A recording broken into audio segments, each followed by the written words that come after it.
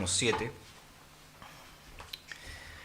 Vamos a leer desde el versículo 7 en adelante. Romanos 7, versos 7 al 25. Escuchemos con atención lo que Dios nos dice en su palabra que es inspirada por Dios, infalible e inerrante. ¿Qué pues diremos? ¿Que la ley es pecado? De ninguna manera. Al contrario, yo no habría conocido el pecado sino por medio de la ley, porque no estaría consciente de la codicia si la ley no dijera no codiciarás. Pero el pecado, tomando ocasión en el mandamiento, produjo en mí toda codicia, porque sin ley el pecado está muerto. Así que yo vivía en un tiempo sin la ley, pero cuando vino el mandamiento el pecado revivió y yo morí. Y descubrí que el mismo mandamiento que era para mi vida me resultó en muerte, porque el pecado, tomando ocasión por el mandamiento, me engañó y por él me mató. De manera que la ley ciertamente es santa y el mandamiento es santo, justo y bueno. Luego, ¿lo que es bueno llegó a ser muerte para mí? De ninguna manera. Más bien el pecado, para mostrarse pecado, mediante lo bueno produjo muerte en mí a fin de que mediante el mandamiento el pecado llegase a ser sobremanera pecaminoso. Porque sabemos que la ley es espiritual, pero yo soy carnal, vendido a la sujeción del pecado. Porque lo que hago no lo entiendo, pues no practico lo que quiero, al contrario, lo que aborrezco, eso hago. Y ya que hago lo que no quiero, concuerdo con que la ley es buena, de manera que ya no soy yo el que lo hace, sino el pecado que mora en mí. Yo sé que en mí, a saber, en mi carne, no mora el bien, porque el querer el bien está en mí, pero no el hacerlo. Porque no hago el bien que quiero, sino al contrario, el mal que no quiero, eso practico. Y si hago lo que yo no quiero, ya no lo llevo a cabo yo, sino el pecado que mora en mí. Por lo tanto, hallo esta ley. Aunque quiero hacer el bien, el mal está presente en mí.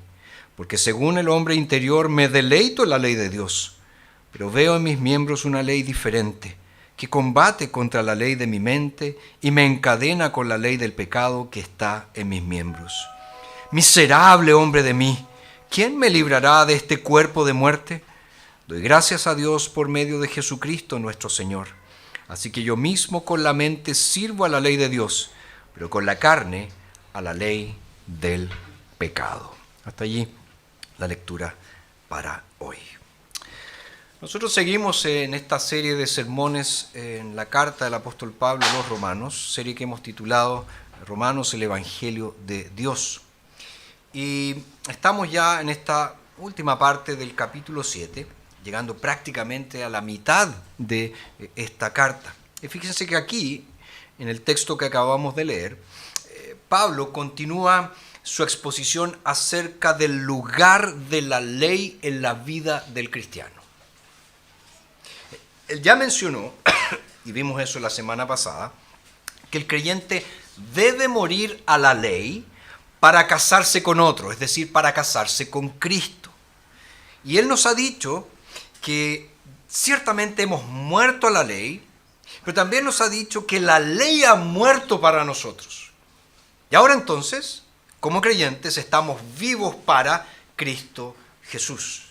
Ahora bien, lo que Pablo trata en esta sección que acabamos de leer se resume a lo siguiente.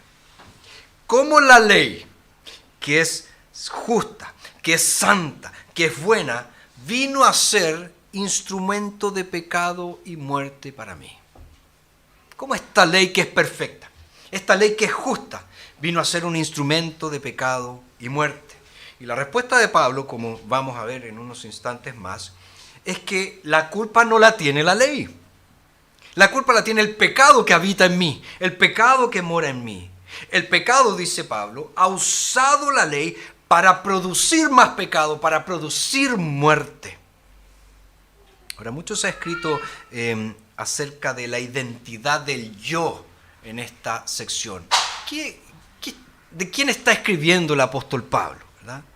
¿Él está hablando de sí mismo? ¿Él está hablando de algún otro? ¿Él se está refiriendo a Adán? ¿Se está refiriendo a Israel? ¿O se está refiriendo a algún tipo de judío, como sería, por ejemplo, el joven rico? Yo personalmente creo que Pablo él está hablando aquí de su propia experiencia, tanto antes como después de su conversión. De manera que él nos presenta aquí un patrón bastante claro, bastante definido de lo que el creyente del verdadero hijo de Dios, verdadera hija de Dios, experimenta. Fíjense que eso queda evidente por el uso de los tiempos verbales. En la primera parte, es decir, en el verso 7 al 13, Pablo está hablando en el pasado. En la segunda, los versos 14 al 25, él habla en el presente. Y lo que hace en ambos momentos, tanto en el pasado como en el presente, es describir cómo la ley de Dios, es decir, la ley moral, los 10 mandamientos, no solo lo condenaron, sino que también producen en él una profunda lucha interna, que solo es remediada por la gracia de Dios en Cristo Jesús. Y yo creo aquí que lo que Pablo dice aquí es de profunda relevancia para nosotros hoy. Fíjense, somos de Cristo. Por la gracia de Dios hemos sido trasladados, ¿verdad?, del imperio de las tinieblas al reino de Dios. Pero aún así persiste la lucha. Aún el pecado habita en nosotros. Y ese pecado nos causa mucho dolor, nos causa mucha frustración. ¿Qué hacer? ¿Dónde hallar socorro? ¿Cómo solucionar este asunto? Bueno, es lo que Pablo aborda aquí. Por lo tanto, el tema que tengo para compartir con ustedes hoy es el cristiano y la ley. El cristiano y la ley. Y lo primero que vemos aquí es la experiencia pasada del cristiano. Experiencia pasada del cristiano. Aquí Pablo comienza, ¿verdad?, esta sección con su pregunta y respuesta retórica clásica, ¿verdad? ¿Qué pues diremos? ¿Que la ley es pecado? De ninguna manera, de ninguna manera. En el fondo le está diciendo, ¿cuál es el propósito de la ley? ¿Para qué existe la ley? ¿Para qué Dios nos dio su ley? Y nos da la respuesta afirmando 3 cosas. En primer lugar, él dice que la ley manifiesta el pecado que hay en mí. Fíjense, dice, al contrario, yo no habría conocido el pecado sino por medio de la ley. Está diciendo Pablo que la ley de Dios tipifica, describe el pecado. Él dice, yo no habría conocido el pecado sino por medio de la ley. No estaría consciente del pecado si la ley no dijera. Entonces, la ley, ¿qué es lo que hace? Muestra lo inmundo que somos. Es como una especie de escáner, ¿verdad?, que muestra nuestro interior pecaminoso. Y es interesante que Pablo señala aquí que fue el 10º mandamiento el que abrió sus ojos para la realidad del pecado en su vida. Es muy probable que lo que Pablo afirma aquí esté conectado con lo que Lucas nos dice en el libro de Hechos, particularmente en el capítulo 6, capítulo 7.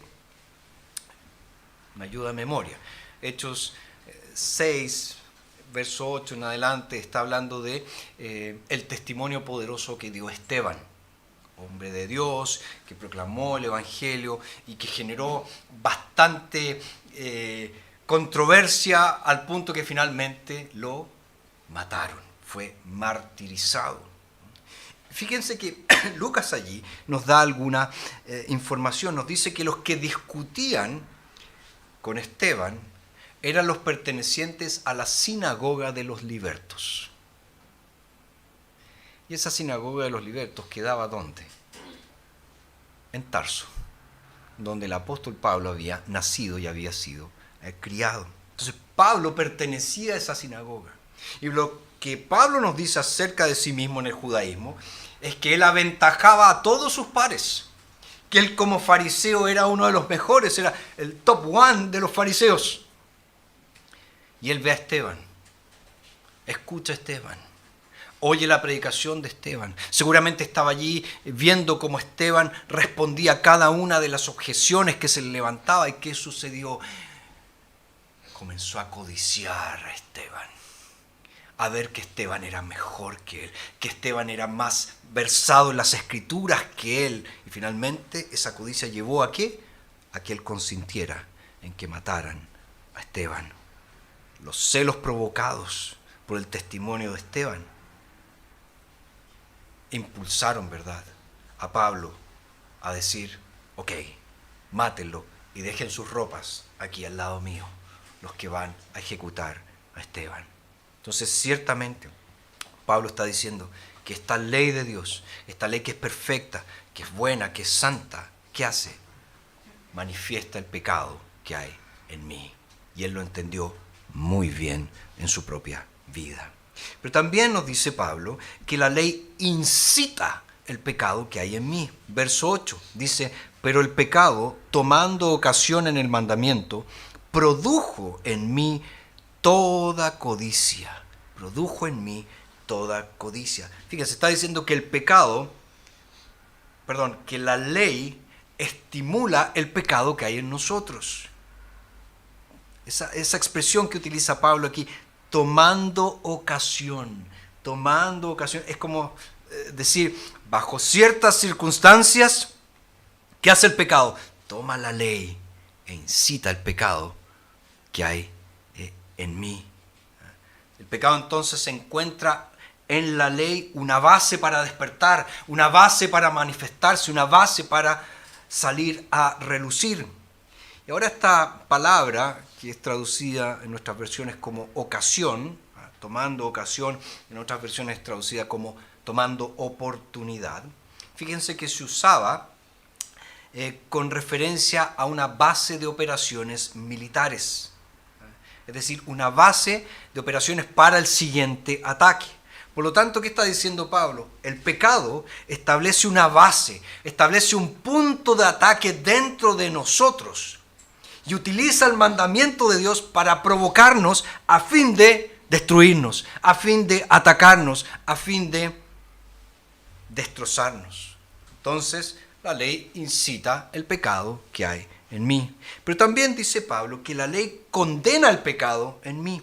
Verso 9. Así que yo vivía en un tiempo sin la ley, pero cuando vino el mandamiento el pecado revivió y yo morí. Y descubrí que el mismo mandamiento que era para vida me resultó en muerte, porque el pecado tomando ocasión por el mandamiento me engañó y por él me mató. Fíjense, está diciendo, este pecado que habita en mí toma la ley y ¿qué es lo que hace? Genera muerte, trae muerte. El pecado revivió, dice, con la ley y yo morí. El mandamiento dice que era para vida, resultó ser para muerte. Donde no hay ley, no hay transgresión. No hay transgresión. Por lo tanto, sin ley, el ser humano tiene la sensación de que está vivo, porque no hay transgresión alguna. Un comentarista dice que esta expresión de Pablo en el verso 9, cuando dice así que yo vivía en un tiempo sin la ley, no se refiere a que Pablo vivía en el sentido de tener vida eterna, en el sentido de ser salvo, sino más bien se refiere a su vida moralista, a su vida autocomplaciente, a su vida tranquila, es decir, a esa vida que el apóstol llevaba antes de que vinieran estas emociones turbulentas y esta convicción de pecado que está descrita en los versículos anteriores. Entonces, cuando llega la ley, dice Pablo, el pecado revive y el hombre muere, el ser humano muere. Pero ojo, el propósito de la ley no es matar, es dar vida. Sin embargo, aquello que estaba destinado a dar vida nos mató. ¿Por qué? Porque el pecado, aprovechándose del mandamiento, por el mismo mandamiento nos engañó y por el mismo mandamiento nos mató. Por lo tanto, el propósito de la ley, no es solo revelar, no es solo despertar el pecado, sino también condenar el pecado que hay en mí. Queridos, fíjense, el villano aquí, el villano es el pecado. Es el pecado.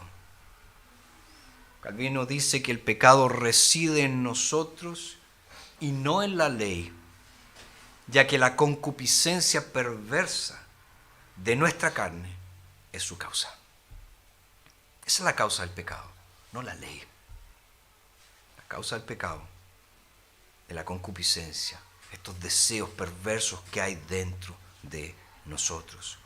Es cierto que la ley expone, provoca y condena el pecado, pero no es responsable de nuestros pecados. No es responsable de nuestra muerte. Así que la ley no puede salvarnos porque no podemos cumplirla. Y no podemos cumplirla porque el mal habita en mí. El pecado habita en mí. Tenemos entonces en primer lugar la experiencia pasada del cristiano. En segundo lugar, la lucha actual del cristiano. La lucha actual del cristiano.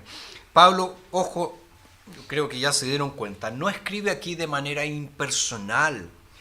Lo que él expone lo hace en base a su propia experiencia, lo que él ha vivido, lo que él ha experimentado. Y nos presenta aquí su propio dilema, su propio conflicto, esa guerra interna que está instalada en su mismo corazón. Y vemos aquí entonces un autorretrato de un hombre que está consciente de la presencia y del poder del pecado en su vida. Y Pablo nos dice que el pecado es un tirano, cuyas órdenes él mismo, Pablo, odia, desprecia, pero contra cuyo poder él es impotente. Él no puede vencerlo. Su lucha es en vano. Verso 18 dice: yo sé que en mí, a saber en mi carne, no mora el bien. Porque el querer el bien está en mí, pero no el hacerlo. Porque no hago el bien que quiero, sino al contrario, el mal que no quiero, eso practico, eso hago, eso realizo. Ahora hay ciertas verdades importantes que necesitamos notar aquí. En primer lugar está la anomalía causada por el pecado. Fíjense lo que nos dice aquí el verso 13. Luego, ¿lo que es bueno llegó a ser muerte para mí? De ninguna manera. Más bien el pecado, para mostrarse pecado, mediante lo bueno produjo muerte en mí, a fin de que mediante el mandamiento el pecado llegase a ser sobremanera pecaminoso. Porque sabemos que la ley es espiritual, pero yo soy carnal, vendido a la sujeción del pecado. Porque lo que hago no lo entiendo, pues no practico lo que quiero, al contrario, lo que aborrezco, eso hago. Y ya que hago lo que no quiero, concuerdo con que la ley es buena. De manera que ya no soy yo el que lo hace, sino el pecado que mora en mí. Pablo dice aquí que la ley es espiritual, pero él mismo es carnal. Es decir, es hecho de carne y hueso. Y como tal, es moralmente impotente ante las tentaciones. Y esta es la batalla cristiana que todos experimentamos entre la carne y el espíritu, que Pablo describe muy bien en Gálatas capítulo 5. Ahora, cuando Pablo dice que él es carnal, no está diciendo que él no es un convertido, que él no es un creyente. Acuérdense que él usa esta expresión en diferentes otros lugares, por ejemplo, cuando se refiere a los creyentes de la iglesia en Corinto. Pero Pablo nunca dice que los corintios no eran creyentes, sino que él dice que vivían constantemente cayendo en el pecado una y otra vez, que cometían pecados vergonzosos una y otra vez. Entonces Pablo, ¿qué es lo que está diciendo? Existen dos fuerzas antagónicas que nos empujan en direcciones opuestas. Fíjense, en la justificación, cuando por la fe llegamos a Cristo Jesús, en la justificación somos liberados de la culpa del pecado.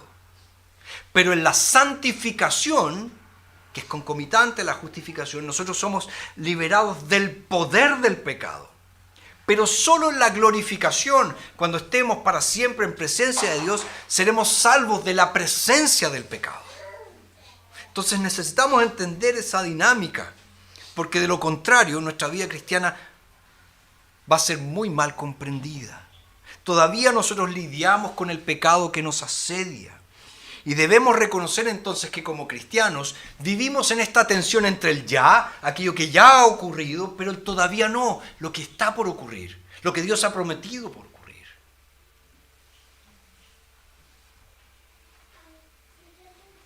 Recuerdo muy bien que R.C. Sproul, que seguramente alguno de ustedes ha escuchado, contaba que cuando él estaba en la calle y se aproximaba a alguno de estos súper evangélicos, ¿verdad?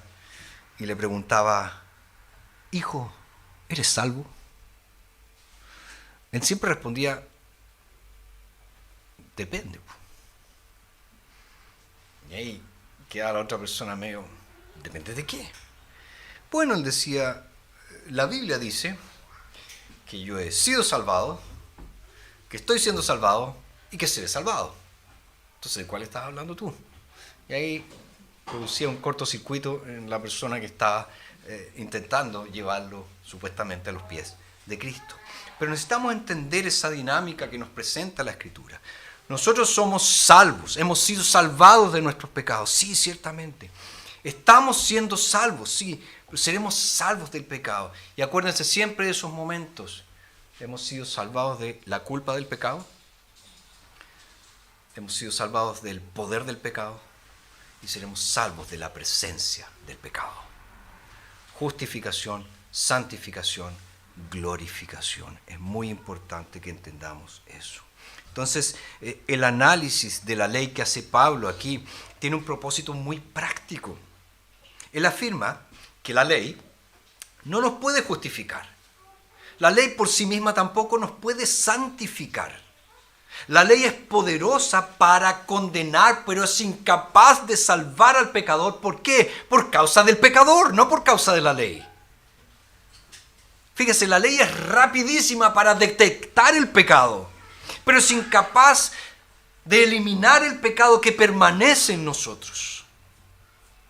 Entonces Pablo nos presenta en primer lugar esta anomalía causada por el pecado, pero también nos presenta un conflicto interno. Fíjense el verso 18 nuevamente. Yo sé que en mí, a saber, en mi carne no mora el bien, porque el querer el bien está en mí, pero no el hacerlo. Porque no hago el bien que quiero, sino al contrario el mal que no quiero, eso practico. Y si hago lo que yo no quiero, ya no lo llevo a cabo yo, sino el pecado que mora en mí. Por tanto hallo esta ley, aunque quiero hacer el bien, el mal está presente en mí. Ciertamente a todos nos ha pasado. No entendemos nuestra forma de actuar. No hacemos lo que preferimos como cristianos, sino que hacemos lo que odiamos como cristianos. Somos ambiguos, somos contradictorios, hay una especie de esquizofrenia espiritual dentro de nosotros que está incrustada en el centro mismo de nuestro ser. Y sabemos una cosa y hacemos completamente la otra. Y no existe persona que no sea consciente de que existe, ¿verdad?, un conflicto entre las fuerzas del bien y del mal que están en su interior, ¿verdad? Hasta el gato Tom sabía, ¿se acuerdan? Aparecía el angelito gato y el diablo gato. Me como el ratón, no me lo como. Todos sabemos que está ese conflicto. Hay fuerzas que están luchando por apoderarse de nuestra alma. Pero ojo, ese conocimiento no es suficiente para cambiar nuestra vida. No es suficiente. Que yo sepa que hay un conflicto entre fuerzas del bien y el mal en mí no es suficiente para cambiar mi vida. ¿Por qué? Porque la información jamás ha sido suficiente. Se requiere una transformación que yo no puedo producir. No somos lo que sabemos, somos lo que hacemos. Tercera cosa, Pablo menciona acá un deleite interno. Fíjese en el verso 22. Porque según el hombre interior me deleito en la ley de Dios. Según el hombre interior me deleito en la ley de Dios. Como dice el Salmo primero, el bienaventurado, el hombre piadoso. ¿Quién es? Aquel que se deleita en la ley de Dios y por tanto será como un árbol plantado junto a corrientes de agua que lleva su fruto a su tiempo. Y en contraste, dice el Salmo primero, está ¿quién? El impío, que es etéreo, que es vacío, sin sustancias, como el tamo, como la paja que se lleva el viento, dice. Y en ese retrato que nos presenta el Salmo primero, fíjense, el hombre piadoso, el bienaventurado, es retratado allí. ¿Por qué? Porque su piedad se define por su deleite. ¿En qué se deleita ese piadoso? En la ley de Jehová, y medita en la ley del Señor día y noche. El piadoso entonces es aquel que se deleita en la ley de Dios, que medita en la ley de Dios día y noche. Que es como Pablo describe aquí su condición. Dice, según el hombre interior, me deleito en la ley del Señor. Amo la ley de Dios. Me encanta la palabra de Dios. Disfruto la palabra del Señor.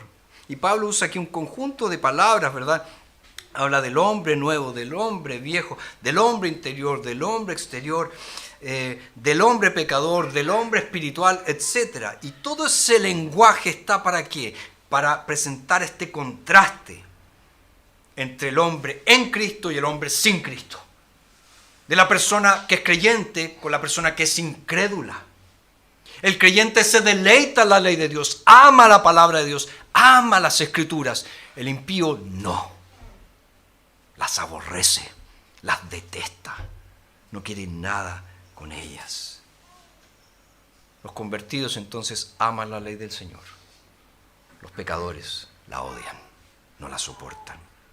También Pablo aquí habla en el verso 24 de un clamor interno. Dice, miserable hombre de mí, ¿quién me librará de este cuerpo de muerte? Fíjense, el creyente entonces vive una guerra interior. Dentro de él está el nuevo hombre que es guiado por el Espíritu de Dios, que se deleita en la ley de Dios, pero también dice, hay un viejo hombre que se aferra al mal. Y ese hombre interior, el nuevo hombre, se deleita en la ley de Dios, mientras que el viejo hombre, el carnal, está en contra de la ley del Señor, no se sujeta a la ley de Dios, ni siquiera quiere sujetarse a la ley de Dios. Entonces la conciencia de esta guerra interior, ¿qué es? Es una de las mejores evidencias de que somos hijos de Dios. Porque si no somos hijos de Dios, no hay conflicto. No hay clamor por ser liberado del pecado. Cuando tú contemplas tus pecados, cuando contemplas tus maldades, dices como Pablo, miserable de mí, ¿quién me librará de esto? No quiero ser así. Realmente no quiero ser así de airado. No quiero ser así de irrespetuoso. No quiero ser así de mentiroso. No quiero ser así de adúltero. No quiero ser así. Si tienes ese conflicto, es una evidencia de que Dios ciertamente ha llegado a tu vida. Cuando creímos en Cristo, ciertamente sabíamos muy poco de la fuente de corrupción dentro de nosotros. Cuando Cristo se dio a conocer como nuestro Salvador, como el amado de nuestras almas, la mente carnal parecía haber muerto. Nos sentíamos pero caminando en las nubes. Pero pronto nos dimos cuenta que en realidad no estaba muerto mi viejo yo. Y así algunos de nosotros hemos experimentado las aflicciones más duras del alma después de nuestra conversión.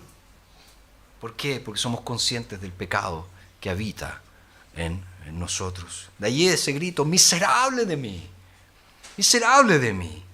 Ojo, esa no es la efusión de un alma que está perdida. No es el clamor desconcertado de alguien que está bajo convicción de pecado y sin esperanza alguna. Es el lenguaje de ¿quién? De un cristiano que está ansioso, de un cristiano que está casi desesperado para no tener más pecado en su vida, para no pecar nunca más. Pero que no ve ayuda cercana. ¿Dónde está la ayuda? ¿A quién tengo que recurrir cuando veo mi vida y digo, soy un desastre, me carga, no me soporto? Es terrible mi vida. Soy una contradicción, digo que amo a Dios, pero mira las cosas que hago. Digo que soy cristiano, pero mira cómo vivo. Soy incapaz de perdonar. Soy incapaz de querer restauración y me digo cristiano. ¿A quién tengo que recurrir? Bueno, aquí Pablo termina hablando de una liberación poderosa en el verso 25. Doy gracias a Dios por medio de Jesucristo nuestro Señor.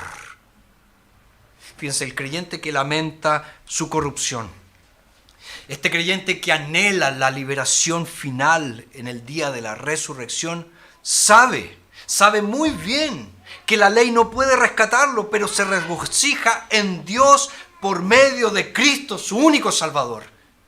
En Él está su esperanza, en Él está su seguridad. Philip Melanchthon, compañero de Lutero, en muchos sentidos sucesor de Lutero en la Reforma alemana, él escribió acerca de la fuerza del viejo hombre y de la gloriosa liberación que tenemos en Cristo. Él dijo lo siguiente: el viejo Adán es demasiado fuerte para el joven Melanchthon, pero gracias a Dios no es lo suficientemente fuerte para Cristo. Jesucristo, nuestro Señor, nos dará la victoria día tras día, todos los días. ¿Es esa tu seguridad? ¿Tienes esa seguridad de que Cristo te dará la victoria sobre el pecado? Queridos, nuestra justificación por la fe en Cristo nos libera del poder legal del pecado, nos libera de las cadenas de la ley. Y debido a nuestra unión con Cristo y la santificación concomitante, los cristianos nunca vamos a practicar una anarquía total. Nunca vamos a decir, yo no quiero nada con la ley, no voy a vivir en obediencia a la ley. Eso no pasa con un cristiano. A través de Cristo, fíjense, si bien es cierto, la ley ya no es un pacto para el creyente, no es un pacto de obras para el creyente. ¿Por qué? Porque ha muerto a la ley y ha resucitado para caminar en novedad de vida. La ley es el aire que se respira en la nueva creación por el poder del Espíritu de Dios. Y en ese sentido, nosotros nunca debemos buscar mayor santidad a través de la ley. ¿A qué me refiero? Déjenme ser claro. Pablo nos recuerda aquí que la justicia por obras, es decir, usando la ley como un pacto, es fundamentalmente incompatible con la nueva vida de la nueva creación en Cristo. Entonces, ¿qué tenemos que hacer? Siempre que busquemos una mayor conformidad con Cristo, necesitamos profundizar en nuestra unión vital con Él, en nuestra unión vivificante con Él, porque solo en Cristo nosotros vamos a encontrar nuestra justificación, solo en Cristo vamos a encontrar nuestra santificación, solo en Cristo vamos a encontrar libertad para nuestro pecado, solo en Cristo la ley se transforma de mi enemiga en mi amiga. Por eso nunca lo olvides. Esa ley que te llevó a los pies de Cristo, porque esa ley te condenaba. Esa ley que te llevó a los pies de Cristo Jesús. Cristo la toma y te lleva de vuelta a esa ley para que sigas viviendo en conformidad a su voluntad. Esa ley que yo no podía cumplir, esa ley que me condenaba, me llevó a los pies del Salvador. Ahora el Salvador me lleva de vuelta a esa ley para que en el poder del Espíritu yo viva para su gloria. Esa es la relación del cristiano con la ley. No para mi salvación, sino para vivir para la gloria de mi Señor. Oremos. Padre, gracias te damos por aclararnos una vez más en tu palabra cuál es el papel de la ley en nuestra vida.